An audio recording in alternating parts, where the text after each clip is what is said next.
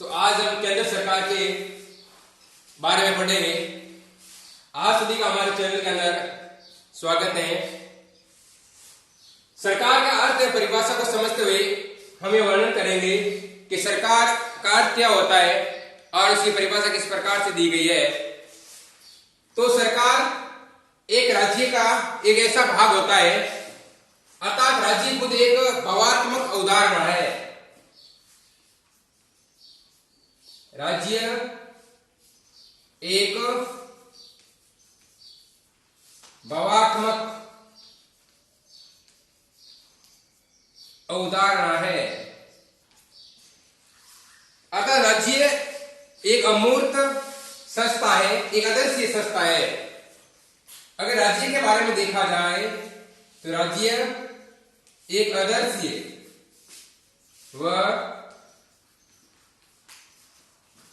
अमूर्त संस्था है। इसे आदर्शीय अमूर्त इसलिए कहा जाता है कि इसका मूर्त रूप नहीं होता है, ये एक आदर्शीय होता है जिसे हम देख नहीं सकते। हमें इस राज्य को देखने के लिए और इसे मूर्त रूप प्रदान करने के लिए हमें किसकी जरूरत होती है? हमें आदर्शीय व अमूर्त संस्था को देखने के लिए, इनका रहस्य समझने के लिए हमें सरकार का अध्ययन करना पड़ेगा। अतः राज्य को मूर्त रूप प्रदान करने का जो अंग है वो है सरकार है। अर्थात सरकार वह अंग है जो राज्य को मूर्त रूप प्रदान करने वाली एक संस्था है, और जो राज्य को मूर्त रूप प्रदान करती है वह सरकार कहलाती है। तो हमें सरकार की सरल भाषा में परिभाषा होती है, राज्य को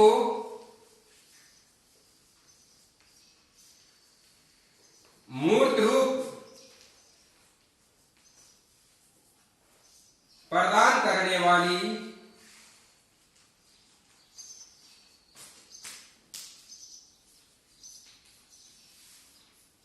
संस्था सरकार कहलाती है।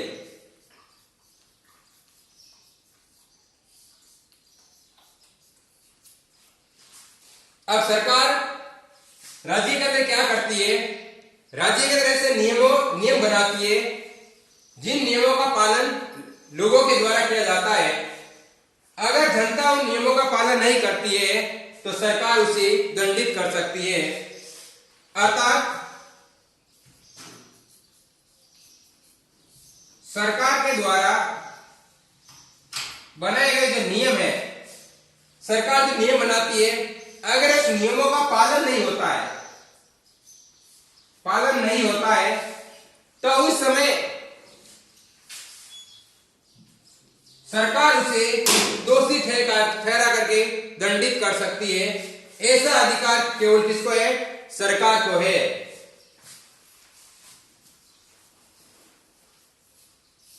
तो सरकार उससे दंडित कर सकती है।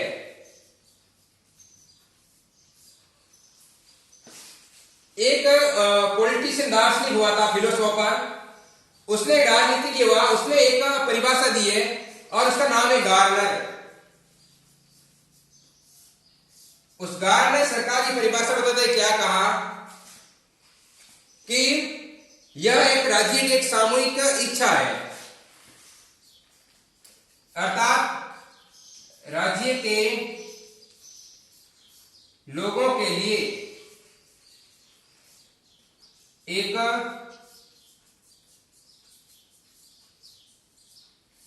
सामूहिक इच्छा व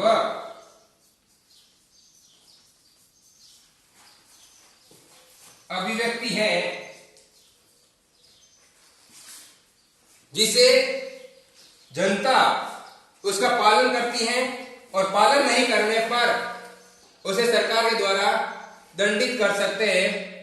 तो उसके अंदर सामूहिक इच्छा और अभिव्यक्ति का मतलब हुआ कि सरकार अपने कर्तव्य को जनता के सामने रखते हैं तो जनता अपने सामूहिक इच्छा के अनुसार उसका पालन कर सकती है। खुद को अभ्युत कर सकती है, ऐसा सरकार। तो आगे क्या हुआ? गार्नर ने परिभाषा दी थी, एक जनता की सामूहिक इच्छा और अभ्युक्त करने के लिए वो स्वतंत्र होते हैं। अब क्या हुआ? सरकार एक परिभाषा इस प्रकार से भी दी जाती है। सरकार करती क्या है? राज्य के निश्चित भूभाग में जो बसने वाले लोग हैं, बसने वाले जो लोग हैं, उनके लिए कानूनों का निर्माण करता है। कानूनों का निर्माण करना क्यों करते हैं? कानून का निर्माण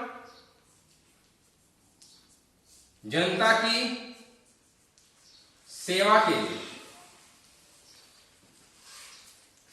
कि राज्य के निश्चित भूभाग में जो बसने वाले लोग हैं, वो बसने वाले लोगों की सेवा के लिए जो कानून का निर्माण करती है, वो सरकार कहलाती है। अर्थात जनता की सेवाओं के लिए कानून बनाने का निर्माण केवल सरकार को होता है। ऐसे देखा है, सरकार के 3 अंग होते हैं। सरकार के 3 अंग होते हैं। सरकार के 3 अंग, पहला व्यवस्थापिका,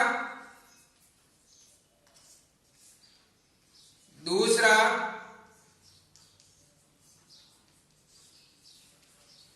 कार्यपालिका,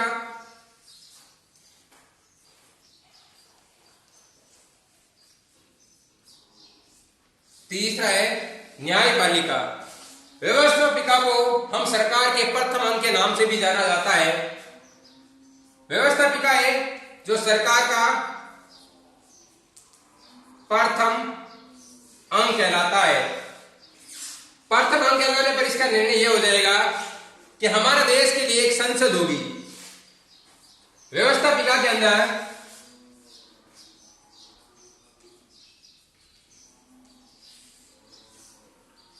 सबसे पहले व्यवस्थापिका को सरकार का प्रथम अंग कहा जाता है।